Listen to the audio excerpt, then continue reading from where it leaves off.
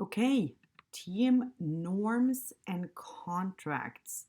So, when we want to look at teams being effective, we want to make sure that they have clear norms, roles, and expectations, that people actually know what is expected from them, what role they are playing within the team, what they are supposed to be doing, and that everybody's on the same page.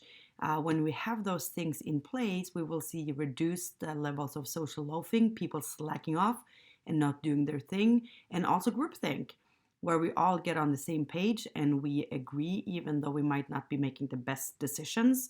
But because we are having such strong identity and we don't want to make waves within the team, we just are passive and we don't speak up. And so social loafing and groupthink tend to be reduced when we have clear norms, roles, and expectations within the team. And so these are the first things to do. We also want to make sure that we have the right measurements and rewards. Those are typically things that sit outside of the team, meaning we don't have authority or decision making to make sure that we get the rewards we want or that our output is measured the way we would want it to be measured. But for leaders, that's something to keep in mind. So, norms, what are they, right? Norms are really the informal rules that we have about how to behave, how to communicate, how to interact with each other. So, norms are really shared expectations about how things operate within a unit, a department, a group, a team, an organization.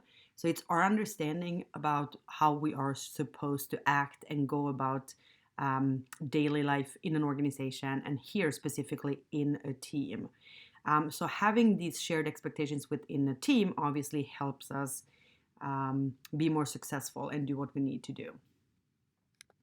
So one way to make sure that everybody's on the same page is to have an agreement about how we should be working and what we should be doing.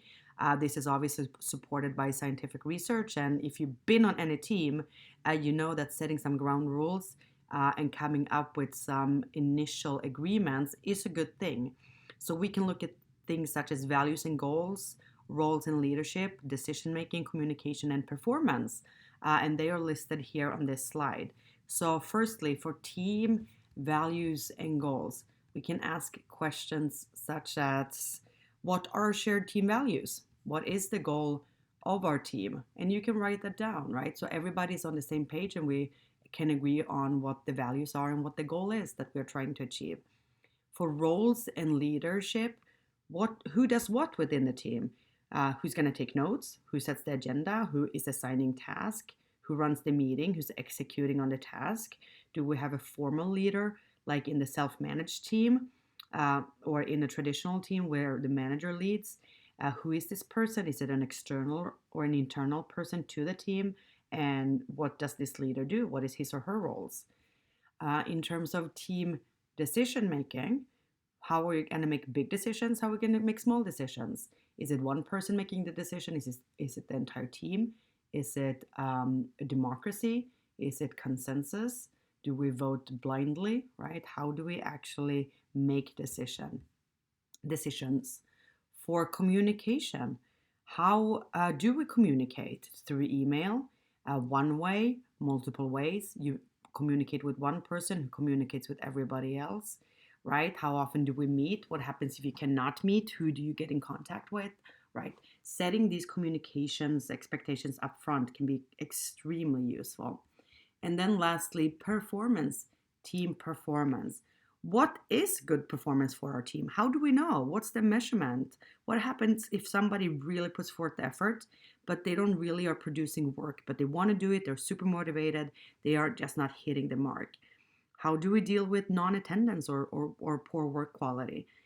So coming up with the answers to these questions ought to help us as we try to actually produce some quality product or service.